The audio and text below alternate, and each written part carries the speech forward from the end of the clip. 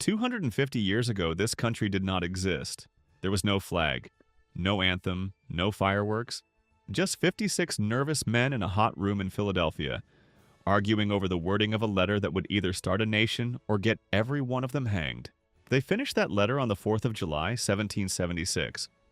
Today is the 4th of July, 2026, and the country those men built is about to throw itself the single largest birthday party in the history of the human race. I am Rusty the Gear Guardian, and I am standing in the middle of it, live. Here is what is happening on this day. They are calling it Freedom 250. A parade is rolling down Constitution Avenue with a float for all 50 states. A 16-day fair is wrapping up on this very mall. The Declaration of Independence is being read aloud. This afternoon, the sky fills with stealth bombers and fighter jets. Tonight, 850,000 fireworks go up over the Potomac, the largest display ever attempted by anyone, anywhere. And 3,000 kilometers west, Los Angeles is about to light up the night with a drone show and a block party feeding an entire city. Every single one of those moments is powered by a machine. A wheel, a gate, a wing, a barge, a swarm of drones. Most of them will never be thanked. So today, I'm going to do something nobody else does on the 4th of July. I'm going to interview them before the sky show, before the fireworks. There's the parade, Constitution Avenue 1 mile of marching bands, 50 state floats, fife and drum corps dressed like it's still 1776, and newly sworn-in American citizens riding past on floats on the same day they became citizens. But the unit I want to talk to isn't a band. It's rolling slowly down the middle of the avenue, chrome shining, older than almost everyone watching it. Sir, you've got veterans riding in your back seat and a crowd 10 deep on both sides. How many of these parades have you done? 41. I rolled my first Independence Day parade before half this crowd's grandparents were born. Same avenue, same flag, different faces every single year. 41 years. Do you ever think about retiring? Retiring? Son, I was built in Detroit. When this country built things to last 100 years, they don't make my kind anymore. So no, I roll until my wheels won't turn. Every veteran I carry down this avenue, I carry like cargo made of gold. That's an honor I refuse to give up. Spoken like a true American built to never give up. Now, the parade ends and the whole crowd flows here. The National Mall. 2 miles of open green between the Capitol and the Lincoln Memorial. The single most important stretch of grass in the country, which means the tallest thing here that isn't made of marble is her. 16 days you've been turning. Be honest, are you tired? Tired? A little. Every person who steps into my cars, I feel them. The nervous ones grip the bar. The brave ones lean out. The little kids go dead silent the second they clear the tree line. And the funny part, people get scared of me. They look up. They see how high I go, and their knees shake. I want to tell them, sweetheart, I was built right here. American steel. I am rugged. You are safer in my arms than in your own car. Right at her feet, doing the least glamorous job on the entire mall. The gate. 1 o'clock, you open. Over 1 million people walk through you by nightfall. Nobody ever says thank you, do they? Never. Not once in my whole career. They empty their pockets, they grumble, they walk through, they forget me. And you know what? That's the job done right. If they remember me, it means something went wrong. My greatest days are the ones nobody remembers I existed. That's a strange kind of pride. Now the day begins. And above us, the sky is about to do something it has never done over this city before. 1 p.m., the daytime program begins, and for the next several hours, America does the thing it does better than any nation on Earth. It points its greatest machines at the sky and lets 1 million people gasp at once. First-time aerobatics over the Capitol, and it starts with the 2 biggest souls in the sky, you first. Because you're the oldest thing in this sky. 70 years in service. You actually flew the bicentennial at 1976, 50 years ago this week. I did. I remember it. Different crowd, bigger cameras, same monument standing right there, white as bone. I flew over it then, and I'm flying over it now. And I'll tell you the truth, Rusty. The country underneath me has changed almost beyond recognition, but the feeling hasn't. They still look up. They still cheer. 70 years is older than most of the people watching. Does it weigh on you? It doesn't weigh on me. It holds me up. I have carried this country's defense across 3 generations. Planes a quarter my age have already retired. Me? They keep me flying because some things are built so well and so loved that a nation simply refuses to let them go. I intend to fly the 300th anniversary. 2 don't bet against me. And gliding in beside the elder, his complete opposite, a machine built so that nobody would ever see it coming. You're a stealth bomber, the most expensive aircraft humanity has ever built. Your entire purpose is to be invisible. And yet here you are, by flying over 1 million people who are all staring directly at you. I know. It's deeply uncomfortable. I am a rumor, a shape on a radar that vanishes before anyone confirms it. I have spent my entire life being unseen on purpose.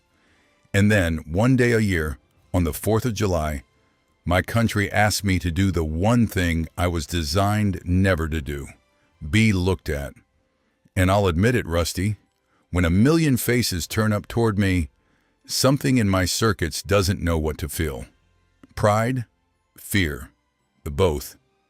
It's the only day I get to be a symbol instead of a secret. I fly a little slower on the 4th, so they get a good look. Then tomorrow, I disappear again. The oldest machine in the sky who refuses to be forgotten, and the most secret machine in the sky who gets to be seen for 6 seconds a year, flying wing to wing over the same monument. If that isn't America, I don't know what is. If the bombers are the soul of the sky show, these next ones are the heartbeat. Because now the sky stops being heavy and starts showing off. 6 of you. Flying in a diamond so tight people on the ground swear they could close a door between your wings. How close are you, really? 18 inches, wingtip to wingtip, at 400 miles an hour. 18 inches. That's terrifying. Not to us. Terror is just trust you haven't practiced enough yet. We've practiced. When the 6 of us fly as one, we're not 6 jets anymore. We're a single machine with a single heartbeat. That's the whole message, Rusty. That's what we're showing the kids down there. Look what Americans can do when they move together. Look how beautiful it is when nobody breaks formation. And tearing in behind them. Raw, loud, alone. The Raptor. The Thunderbirds fly as a team. You fly solo. Why? Because some things you can only say alone. I don't fly past a crowd, Rusty. I announce myself to it. I go straight up until the engine is screaming and the crowd loses sight of me in the sun. And then I hang there for 1 second, at the top, weightless. 1 million people holding their breath. That second is my whole reason for existing. Not war. That second, the one where I prove that a machine built by human hands can stand on top of the sky and refuse to fall. That's not showing off. That's hope, with afterburners. Hope with afterburners. I'm stealing that. The sky empties, the jet noise fades, and the crowd, ears ringing, turns toward the evening. Because the loudest part of this entire day hasn't even started yet. While the sky cools down, let me tell you what almost nobody dancing on this mall tonight actually knows about the day they're celebrating. Independence wasn't declared on the 4th of July, it was voted on July 2nd. John Adams was so sure that was the date history would remember, he wrote that July 2nd would be celebrated by Americans forever, with parades and fireworks and games. He was 2 days off. The country celebrates the day they finished editing the document, not the day they voted for it. And here's the part that gets me. On the 4th itself, most of those 56 men hadn't even signed yet. The signing happened weeks later, most of them on August 2nd. On the actual 4th of July, historians believe only 2 men signed, John Hancock and the secretary. Hancock signed his name so enormous, so bold, that the legend says he did it so the King of England could read it without his glasses. 250 years later, Americans still call the signature a John Hancock. Every name on that page was an act of treason against the most powerful empire on earth, punishable by death. They knew it. They signed anyway. That signature was the bravest thing a pen has ever done.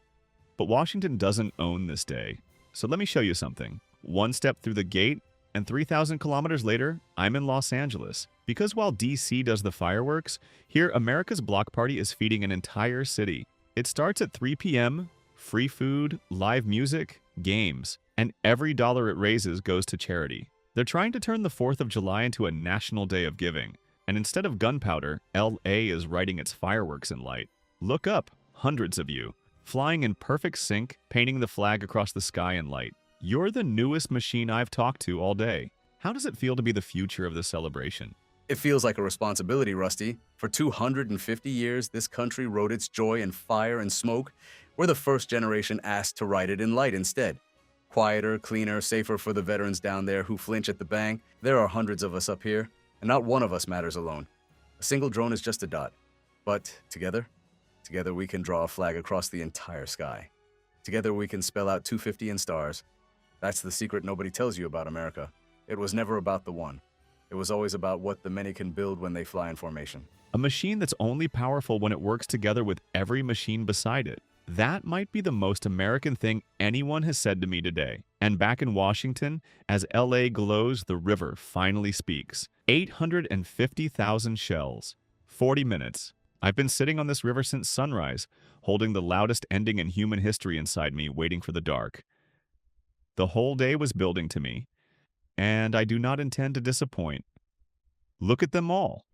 A vintage car that's carried veterans down this avenue for 41 years and refuses to retire. A Ferris wheel that holds 250,000 people like they're her own children. A gate that protects 1 million strangers and asks for nothing. A 70-year-old bomber that won't quit, flying beside a secret that gets seen once a year. A diamond of jets that move as one. A Raptor that stands on top of the sky. A swarm of drones that's only magnificent together. And a barge that turns a whole day of wading into thunder. Not one of them gets remembered by name tomorrow morning. Not one of them gets a statue. But this is the thing America understood 250 years ago in that hot room in Philadelphia, and still understands tonight. Greatness was never about the one.